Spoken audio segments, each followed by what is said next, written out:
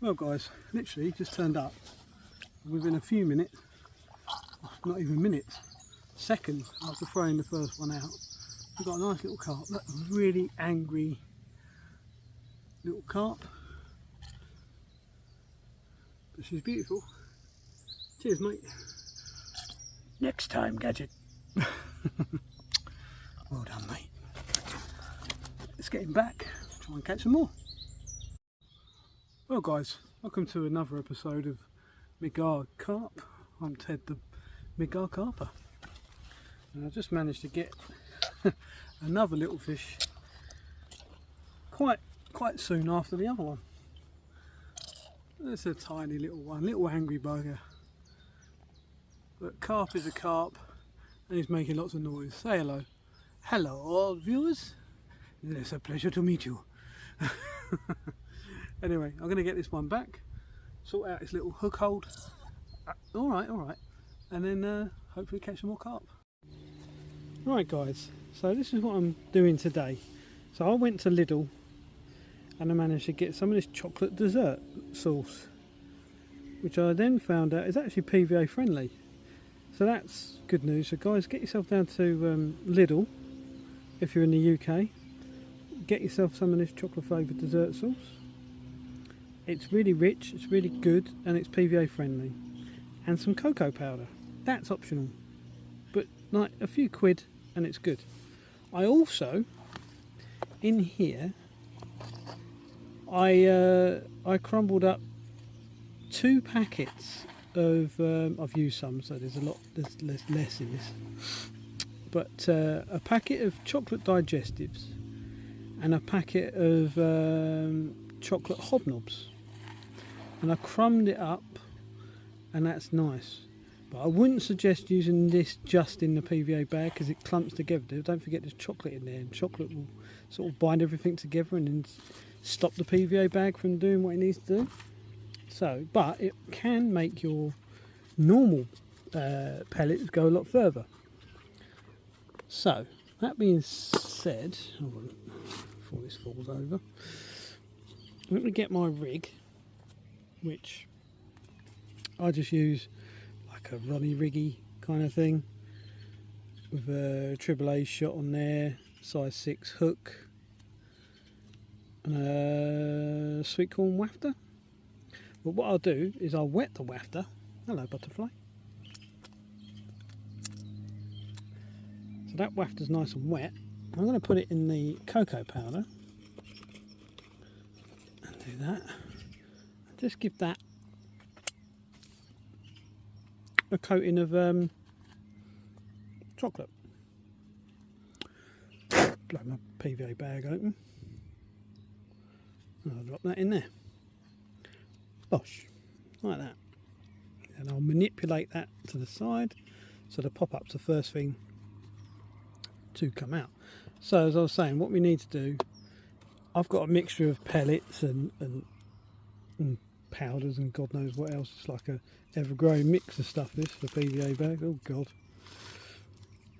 Try not to knock the camera. So get a little bit of bait in there, PVA mix and pellet, and a little bit of crumb. There's a few oats in there as well. Then I'll set the lid up next to that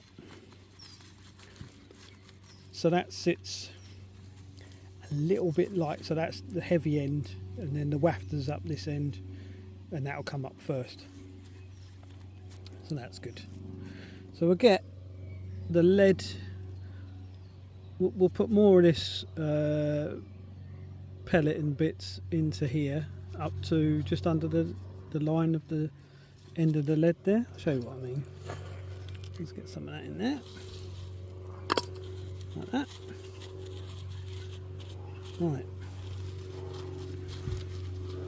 Now, tricky bit is we've got to widen this bag open a little bit, manipulate that pellet down so we get the best solid PVA bag we can possibly get. Just keep pushing. You'll be surprised how much air you can knock out of these things. Then I'll get this chocolate dessert sauce, because it hasn't got a funnel end. I'm sure you can transfer it into a funnel end to stab the bag. I don't think it matters too much. Just on the top, I'll just pour some in there like that, and that'll create a little bit of a layer. Now I'll get the crumb, the biscuit crumb, the hobnobs and digestives in there.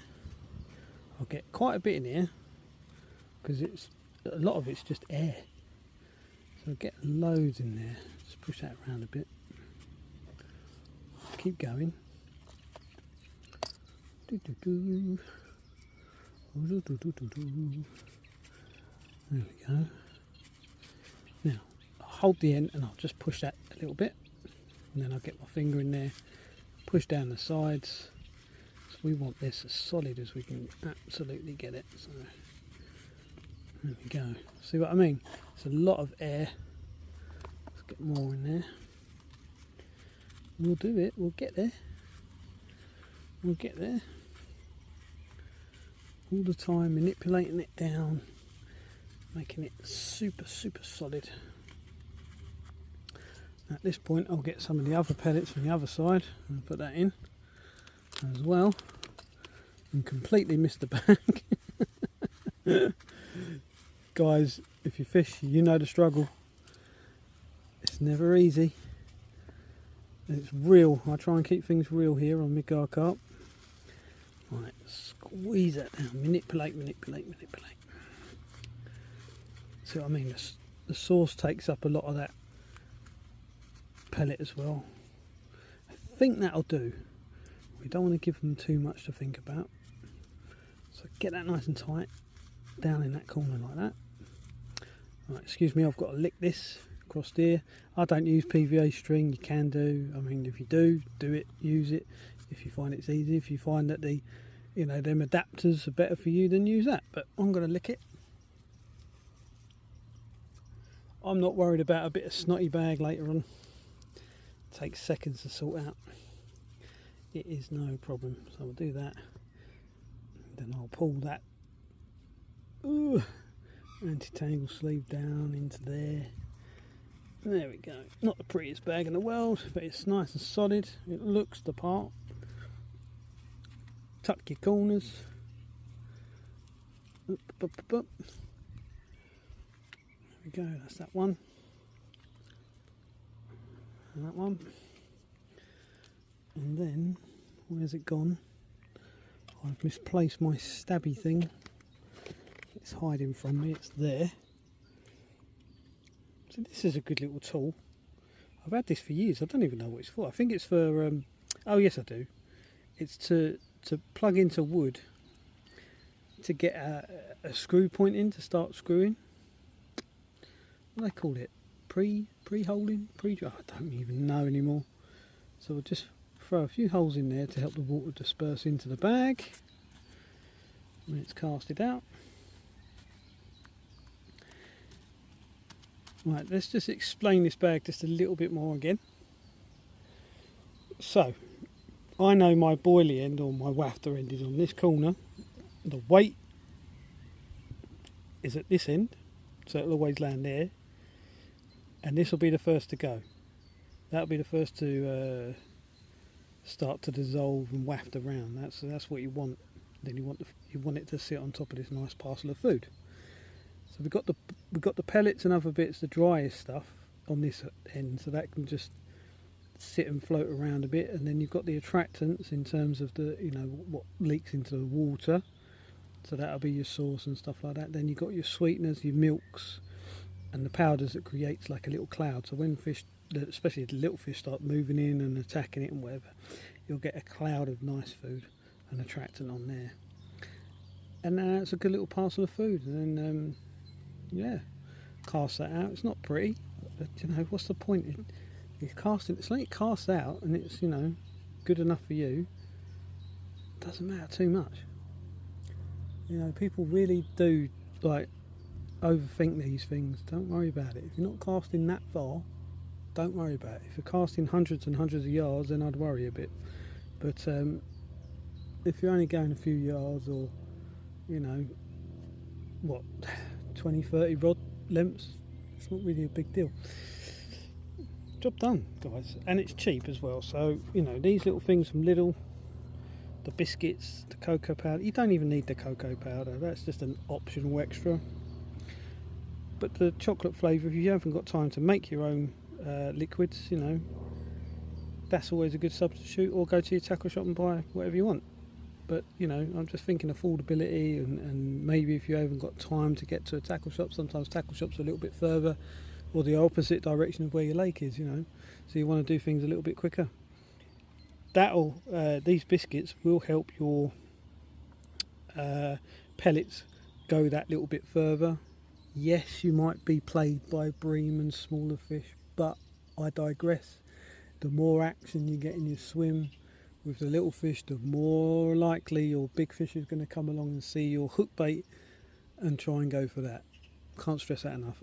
I know out of experience I've caught some bigger fish and I've had some good results, so you know, don't worry about it too much. Anyway, let's move on. So attach this to my rod, which I've got here. See what I mean? I'm not casting out far, I'm only to that end of that island over there. And these bags are perfect for that.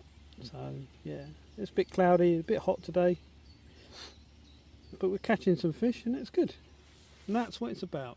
I ain't worried about it has to be a big fish all the time. Sometimes those smaller carp play just as hard as bigger carp. They do. They really do. Anyway, catch you in a bit, guys. Let's try and get some more fish. Oh, there's something rather nice over there. Let's try and zoom in. See if I can see it. See if we can see it.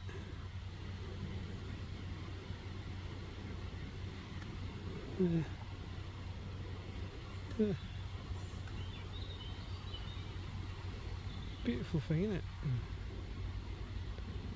Wow. The things you see on the bank, eh? From snakes to clams, water vole, rats, robins, insects. Look at that, isn't that beautiful? Absolutely stunning. Come on in. See you later, man. Right guys, it's 7:30. It's been a slow one again. It was just too hot. It was really hot. Everything I was touching, even underneath the bivvy shelter, just really hot. So it's really important to keep like your reels damp, you know, give them a good splash. Make sure the line's nice and lubricated and things for casting and that. That's always good practice anyway, generally. But just make sure things are cool to the touch, especially the bivvy mat, the carp mat, and the you know, the cradle and things like that. Make sure that's well wet and lubricated. Same with the nets. Make sure everything's nice and wet in case you do get those carp in. Just be mindful, you know, that it's hot, and you know the fish will feel it when they come out of the water. Other than that, I'm going to round it up. Sorry guys, no big fish today, and not many fish today, but I'm always here, always posting every week. Guys, if you've got TikTok, can follow me on TikTok as well. I do little shorts that ain't always linked to these videos, but have a look, see what you think. There's some funny ones on there. There's my Coca-Cola and my Tango ones, bits and pieces all cut up into little bits. Yeah, I'm going to give the rods a wipe down, pack up and head home. I think there's not really much point being here, I don't think. Anyway guys, thanks for watching Midgard Carp on Ted the Midgard Carper. Stay tuned for the next video. Love to you all, and a big thank you for those that watch the video, those that like, those that subscribe. All of you, whatever you do means the world to me, so thank you. It means a great deal. Anyway, on that note, carp on, catch you later guys. I'll leave you with some pictures of today's catches.